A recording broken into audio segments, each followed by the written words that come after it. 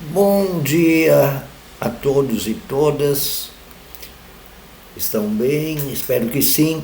Vamos às senhas diárias para o dia de hoje, dia 4 de maio de 2023, uma quinta-feira, 26º dia após a Páscoa. E o título que eu dou, aliás, as senhas parece que são na medida para a nossa realidade brasileira dos últimos 4 anos, pelo menos, últimos 6 anos. Até antes, claro, mas nos últimos 6 anos a gente sente a denúncia do Evangelho, a denúncia verdadeiramente evangélica sobre esses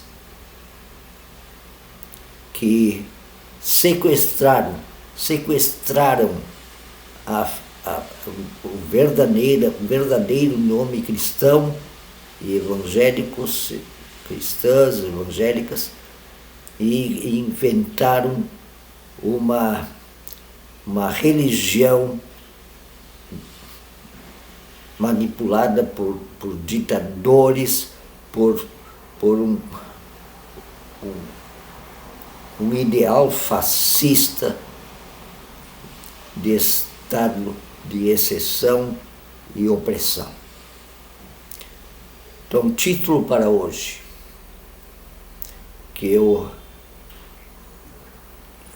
reflito a partir dos textos de hoje, versículos, oração e textos bíblicos, e de toda a Bíblia, é o seguinte: os preceitos do Senhor Javé guiam necessariamente ao bem e ao amor.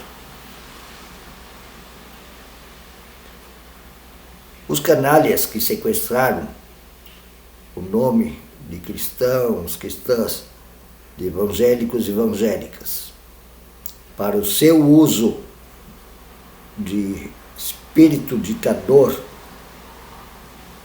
enganoso, eles dizem que os preceitos do Senhor são um conjunto de leis que reprimem, que oprimem, que discriminam aqueles que não seguem à risca aquelas leis ditadoras, opressoras do corpo e da consciência, da liberdade. Opressores de liberdade. As leis de Javé não são para opressão, mas para a liberdade. Paulo diz, até o apóstolo Paulo, que é muito usado por esses sequestradores. O apóstolo Paulo diz que os preceitos do Senhor são liberdade e não prisão. São liberdade sobre a própria lei. Porque é criada pelo amor sincero e verdadeiro pelos outros e pelas outras. E não por seguimento a mandamentos e leizinhas. Vejam se não é assim. E vamos ouvir as leituras para hoje.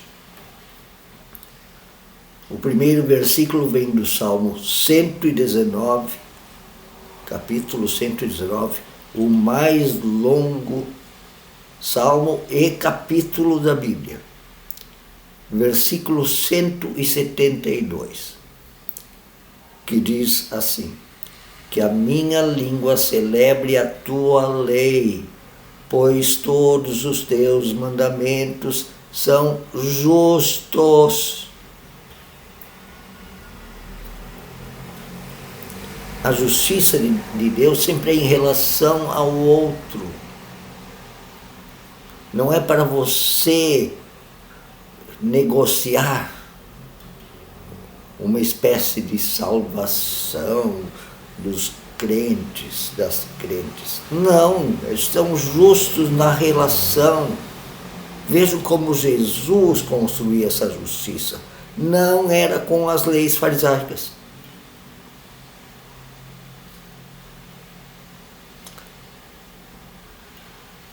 Jesus mesmo dizia, na lei está escrito isto, pois eu vos digo. As próprias leis, aquelas leizinhas da Bíblia lá, têm que ser pensadas em relação ao que é melhor para o outro. Porque são necessariamente amor, não opressão, não discriminação, não condenação. São acolhimento, cuidado, chamar para o bem, não. Jesus nem reparava para a vida sexual das pessoas, para a origem delas, para a cor, para a idade. Ele detestava os orgulhosos, os fariseus, os escribas, os sacerdotes e os ricos. Os ricos, sim. Vejam lá na Bíblia. Vamos ler os evangelhos. E o segundo versículo vem da carta de Paulo aos romanos, aos cristãos que moravam em Roma, capítulo 1, versículo 16. Eu não me envergonho do evangelho. Sabe o que é evangelho? Não é o conjunto de leis. Evangelho é a boa notícia. Não me envergonho, porque é o poder de Deus para a salvação de todo aquele que crê, que embarca nesta mensagem, que é boa notícia, que é notícia amorosa, positiva. A oração para o dia de hoje é escrita por Nikolaus Ludwig von Zinzendorf, que é um hino de uma música. Como eu cantei muitas dessas músicas com melodias medievais, eu até acho bonito, mas é impossível de cantar hoje em dia. Mas a letra é boa. Não que é impossível de cantar, mas está totalmente fora da nossa realidade. Deus, teu verbo, dom precioso, tu me queiras conservar. Até comecei muito alto, tá? Deus, teu verbo, dom precioso, tu me queiras conservar aos tesouros. Tá, vamos lá. Deus, teu verbo, o dom precioso, tu me queiras conservar. Conserva teu verbo, tua palavra, tua vontade, teu amor em mim. Ao tesouro mais valioso, eu prefiro o dom sem par. Em vez de tesouro, eu prefiro tua palavra amorosa. Se em teu verbo eu não me fundo, minha fé não tem vigor, energia. Nada quero neste mundo, só o verbo teu, Senhor. É uma letra antimaterialista. O primeiro texto para o dia de hoje, dia 4 de maio, vem da carta aos Romanos, capítulo 8, versículos 7 a 12. Pensem agora, carne e espírito, não como carne aquilo que é corpo, As pessoas já pensam logo em sexo. Mas carne é aquilo que é egoísta, mal, espírito aquilo que é bom, livre, amoroso. A mentalidade da carne, do egoísmo humano, é inimiga de Deus, porque não se submete à lei de Deus nem pode fazê-lo. O egoísmo não pode amar, é o contrário. O egoísmo é o contrário do amor.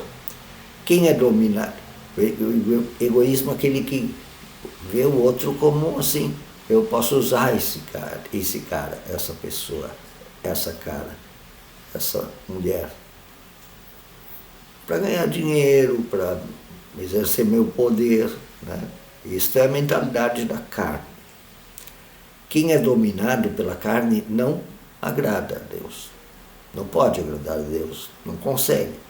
Entretanto, vocês não estão sob o domínio da carne, mas do Espírito, se de fato o Espírito de Deus habita em vocês. E se alguém não tem o Espírito de Cristo, não pertence a Cristo. Tem pessoas que dizem que elas têm o Espírito de Deus, mas é papo, é da boca para fora. Mas se Cristo está em vocês, o corpo, a carne, o egoísmo, está morto com o pecado, por causa do pecado. Mas o Espírito está vivo por causa da justiça. Não por causa da obediência a leis, por causa da justiça.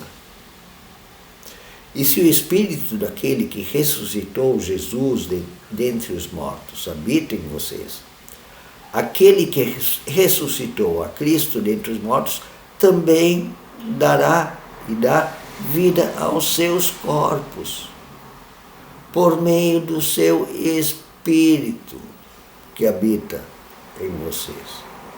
Portanto, irmãos, estamos em dívida, não para com a carne, com o egoísmo,